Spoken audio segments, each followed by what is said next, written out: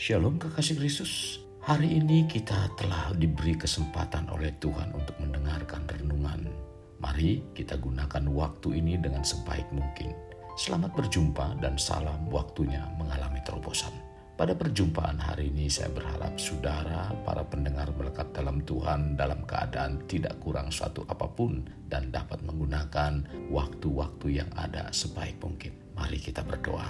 Tuhan Yesus, kalau Engkau telah memberikan waktu dan kesempatan dalam kehidupan kami, biarlah kami gunakan sebaik mungkin untuk menerima kebenaran firman-Mu lewat renungan hari ini.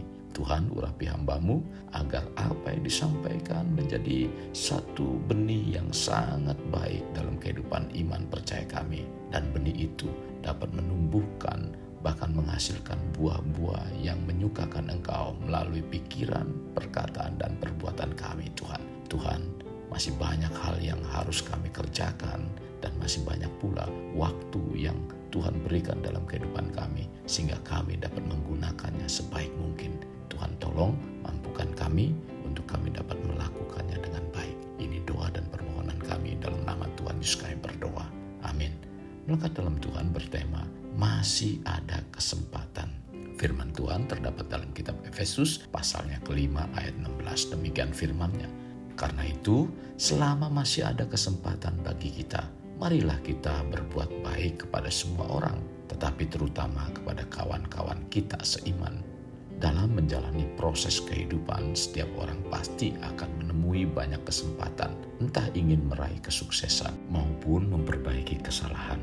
Hendaknya di setiap kesempatan yang terjadi dapat menjadi motivasi untuk kita melangkah ke depan. Hal ini kita lakukan agar tidak menyia-nyiakan peluang yang terjadi. Tetapi peluang yang merupakan terjadinya kesempatan seringkali banyak diabaikan.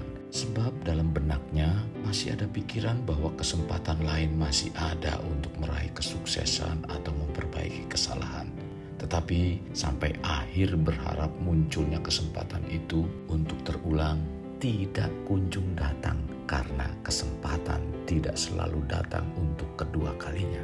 Sehubungan dengan kesempatan, Paulus menasehati agar kita memanfaatkan sebaik mungkin selagi masih ada waktu.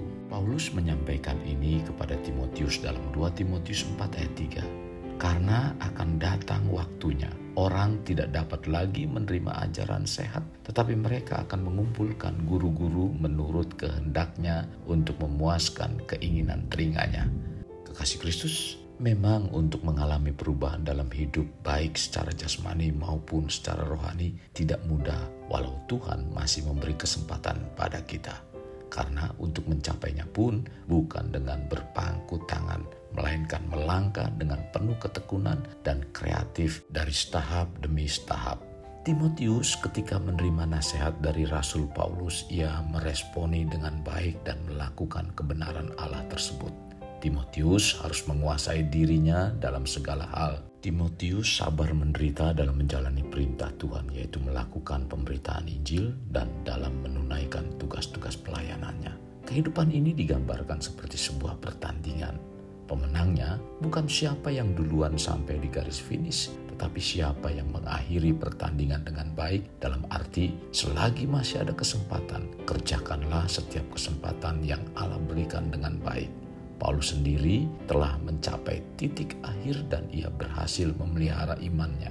Paulus pun menasihati Timotius selama masih hidup. Timotius diminta harus memaksimalkan kesempatan yang masih ada, agar Timotius dapat menyelesaikan pertandingan kehidupan dengan baik dan meraih mahkota kebenaran. Mari maksimalkan kehidupan kita selagi masih ada kesempatan. Jika kita mampu memaksimalkannya, maka kita pun akan meraih apa yang dijanjikan Tuhan pada kita secara maksimal. Kekasih, untuk memaksimalkan kesempatan yang masih ada, kita harus selalu berpikir bahwa seolah-olah hari ini adalah hari terakhir kita. Dengan berpikir demikian, kita akan berusaha untuk memanfaatkan kesempatan yang ada untuk membawa diri kita mengalami perubahan seperti yang Tuhan kehendaki, di mana seluruh hidup kita dapat menyenangkan hati Allah, sehingga dengan demikian kehidupan kita sesuai dengan kehendak dan rencana Allah. Kekasih Kristus, kita dalam menjalani hidup terkadang waktu-waktu yang kita gunakan tidak terasa dan bergulir begitu saja dengan sendirinya. Sehingga tanpa sadar kita dalam menggunakannya begitu ceroboh, bahkan banyak digunakan dengan hal yang sia-sia. Dengan hari-hari yang dijalani begitu cepat, tanpa terasa dan secara tidak sadar, lambat laun kita akan dibawa masuk ke dalam perangkap yang semakin lama semakin jauh dengan Tuhan, di mana kita dalam menjalani hari-harinya tidak menyadari akan sampai pada titik akhir, yaitu tidak lagi melihat matahari terbit di ufuk timur dan tidak lagi dapat menghirup udara segar sebab akhir hidupnya telah sampai. Tidak seorang pun tahu kapan hari terakhir terjadi dalam hidup kita. Jadi sangatlah tepat dan bijaksana kalau kita berpikir selagi masih ada kesempatan, bawalah hidup kita semakin bermakna dan semakin dekat dengan Tuhan. Dan anggaplah bahwa hari ini adalah hari terakhir kita. Kita harus memandang bahwa setiap hari sangat berharga sebagai kesempatan untuk belajar mengalami perubahan agar kita bisa menjadi anak-anak Allah yang sungguh-sungguh menyukakan hati Bapa Surgawi.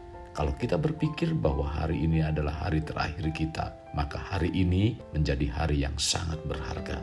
Dengan berpikir demikian, maka setiap menit dan detiknya menjadi berharga. Dan kita berusaha sungguh-sungguh menjadikan waktu dalam hidup kita agar dapat menyenangkan hati Tuhan Bapa kita di dalam surga. Menyenangkan hati Bapa Surgawi artinya melakukan segala sesuatu sesuai dengan pikiran dan perasaan Bapa Surgawi. Sesungguhnya cara hidup demikian menjadikan kita bernilai. Karena hal itu sama halnya dengan mengumpulkan harta di surga dalam kehidupan kekal. Jadi gunakan waktu kita sebaik mungkin selagi masih ada kesempatan. Pertanyaannya, apakah yang akan kita lakukan dengan kesempatan-kesempatan yang ada? Hidup itu singkat, tak terduga. Mari membuat perencanaan dalam kehidupan pribadi, keluarga, pendidikan, pekerjaan, dan pelayanan dengan sungguh-sungguh mengakui kedaulatan Tuhan dan menundukkan diri pada kehendak-Nya. Percayalah, dengan sikap demikian kita akan meraih apa yang dijanjikan Tuhan pada kita. Kekasih Kristus, mari kita alami terobosan hidup. Untuk mengalaminya, mulailah dengan mengenal prinsip-prinsip kerajaan Allah serta menjadi warga kerajaan. Kita berdoa. Tuhan Yesus, kami berdoa pada kesempatan hari ini, sungguh firman-Mu sangat memberkati kehidupan kami. Kami percaya Tuhan, hidup yang kami jalani ini merupakan pemberian Tuhan dan Tuhan telah memberikan waktu untuk kami. Biarlah kami gunakan sebaik mungkin untuk mengenal Engkau dan terus semakin beriman di dalam Engkau. Dan kami percaya apapun yang terjadi, Tuhan punya rencana, Tuhan punya kehendak. Maka dari itu bawalah iman kami semakin mendekat dengan Engkau, sehingga kami semakin mengerti apa yang sedang Engkau proses dalam kehidupan kami. Tuhan, ampuni ketika kami lalai menggunakan waktu-waktu dengan baik. Kami seringkali tidak mendekat, lebih dekat, bahkan semakin dekat dengan Engkau.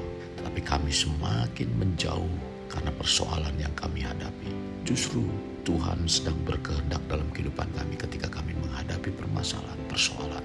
Engkau sedang membawa kehidupan kami untuk mencari Engkau sebagai sumber pertolongan yang akan memberikan kelepasan, kemenangan, kesembuhan, dan semua yang terjadi menjadi lebih baik, dan bahkan kemenangan terjadi dalam kehidupan kami. Terima kasih Tuhan Yesus.